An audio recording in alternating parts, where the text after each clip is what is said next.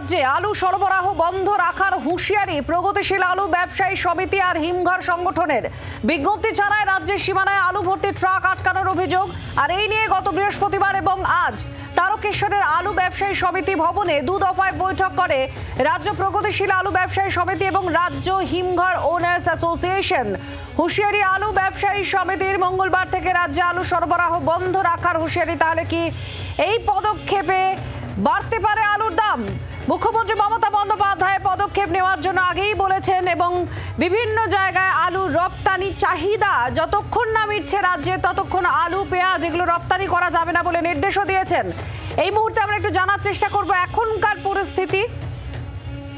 বিধান সরকার আমাদের প্রতিনিধি আমাদের সঙ্গে রয়েছেন। বিধান, এই যে বৈঠক হয়েছে প্রগতিশীল আলু ব্যবসায়ী সমিতির হিমঘর সংগঠনের, এই বৈঠক থেকে তারা কি আলোচনা করেছেন, কি বেরিয়ে এলো, তারা হুঁশিয়ারি কেন দিচ্ছেন? দেখো, আজকে গত 23 তারিখে হরিপালে বিডিও অফিসে যে বৈঠক হয়েছিল কৃষি বিপণন মন্ত্রী বেচারাম মান্নার সঙ্গে, সেখানে আলু ব্যবসায়ীরা জানিয়ে দিয়েছিলেন যে সরকারের সঙ্গে আলোচনার ফলে তারা 26 টাকা দরে যে আলু, সেটা আলু তারা দিতে পারবেন এবং সেই মতো কিন্তু বাজারে তারা আলু দেওয়া শুরু করেছিলেন। কিন্তু তখন আমরা জিজ্ঞাসা করেছিলাম যে ভিন রাজ্যে আলু যাওয়া নিয়ে যে মুখ্যমন্ত্রী ক্ষোভ প্রকাশ করেছিলেন যে এই রাজ্যে আলুর দাম বাড়ছে, ভিন রাজ্যে আলু রপ্তানি হয়ে যাচ্ছে তাকে না জানিয়েই, সেই বিষয়ে কিন্তু ব্যবসায়ীরা যেটা জানিয়েছিলেন যে আলু রপ্তানির বিষয়ে কিন্তু কোনো সিদ্ধান্ত হয়নি বা সেই ব্যাপারে কোনো নিষেধও করা হয়নি এবং যে কৃষি বিপণন মন্ত্রী বেচারাম মান্নাও জানিয়েছিলেন সেই বিষয়ে কোনো আলোচনা হয়নি। এরপরে যেটা দেখা যায় যে ভিন রাজ্যে আলু, বিশেষ করে ঝাড়খণ্ড, উড়িষ্যা, বিহার এই সমস্ত সীমানায় আলুর যে গাড়ি, ট্রাক, আলু বোঝায় যে ট্রাক, সেগুলোকে আটকানো হয় এবং সেই আলু রপ্তানির ক্ষেত্রে একটা বাধার সৃষ্টি হচ্ছে, এমনটাই অভিযোগ ব্যবসায়ীদের। এবং এর ফলে তাদের লোকসান হচ্ছে, পাশাপাশি আলুর যারা ট্রাকে করে নিয়ে যাচ্ছেন সেই ট্রাক চালকদেরকে মামলা দেওয়া হচ্ছে, এমনটাই তাদের অভিযোগ। এর ফলে তারা আজকে আবার তারকেশ্বরে যে আলু ব্যবসায়ীদের যে সমিতির অফিস রয়েছে সেখানে তারা বৈঠক করেন, সেখানে যোগ দেন হিমঘর অ্যাসোসিয়েশন যে রাজ্যে রয়েছে তাদের প্রতিনিধিরা এবং সেখানে আলোচনার পরে তারা যেটা সিদ্ধান্ত নেন যে আগামী মঙ্গলবার থেকে রাজ্যে আর কোনো আলু তারা সরবরাহ করবেন না।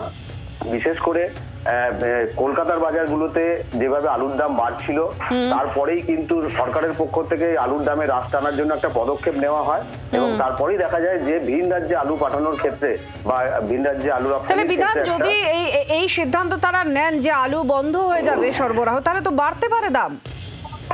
একদমই। দেখো, গত কয়েকদিন যেটা আমরা দেখেছিলাম যে যেভাবে আলুর দাম বেড়েছিল কলকাতার বাজার, পাশাপাশি জেলার বাজারগুলোতেও জ্যোতি আলু 35 টাকা, চন্দ্রমুখী আলু 38-40 টাকা কিলো দরে বিক্রি হচ্ছিল, যেটা অনেকটাই বেশি সময়ের তুলনায়। কারণ এই নভেম্বরের শেষের দিক বা ডিসেম্বরের শুরুতে পুরনো যে আলু, সেই আলুর দাম অনেকটাই কম থাকার কথা, কিন্তু দেখা যাচ্ছিল যে আলুর দাম অনেকটাই বাড়ছিল এবং যেটা সরকার বা প্রশাসন মনে করছিল যে ভিন রাজ্যে আলু রপ্তানি হওয়ার ফলে এই দামটা বাড়ছে, যে কারণেই কিন্তু এই সিদ্ধান্ত নেওয়া হয়েছে। কিন্তু আলু ব্যবসায়ীদের পক্ষে যেটা জানানো হচ্ছে যে পরিমাণ আলু মজুদ রয়েছে এখন হিমঘরে, যেটা ইতিমধ্যেই 31শে ডিসেম্বর পর্যন্ত আলুর মেয়াদ বাড়ানো হয়েছে হিমঘরে আলু রাখার, এবং সেই আলু কিন্তু পর্যাপ্ত আলু রয়েছে। সেই আলু যদি ভিন রাজ্যে না পাঠাতে দেওয়া হয় তাহলে আলু নষ্ট হবে এবং সেটা না করা হলে তারা কিন্তু মঙ্গলবার থেকে আলু সরবরাহ বন্ধ করবে এবং সেক্ষেত্রে ধন্যবাদ।